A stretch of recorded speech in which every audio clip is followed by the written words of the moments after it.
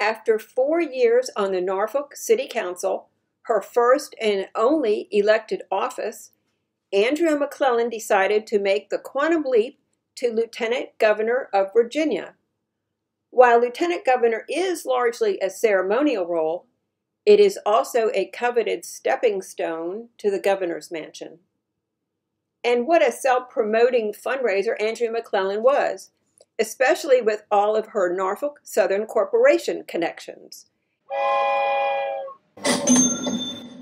Many of her top donors were current and former top Norfolk Southern executives, just as her husband, who is. Of the more than $860,000 Andria raised for her campaign, well over a third of it came from the Norfolk Southern family.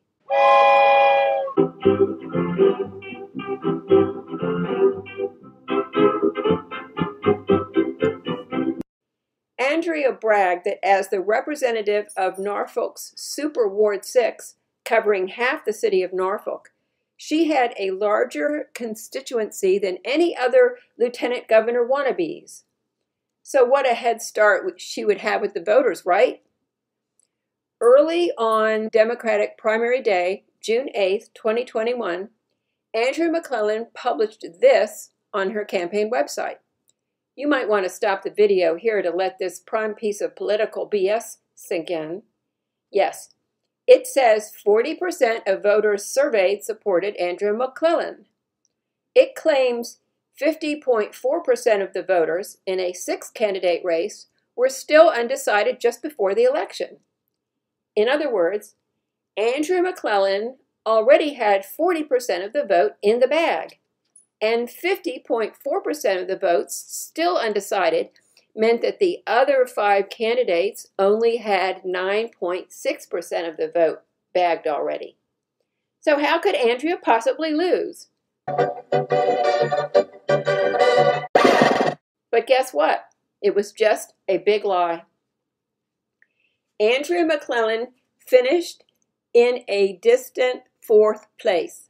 Of the 4 candidates who had previously held elected office, who were also the only candidates to get double-digit percentages of the vote, Andria McClellan came in last with barely over 10% of the vote, far less than her bogus claim of 40%, and a full 27 points behind the winning candidate.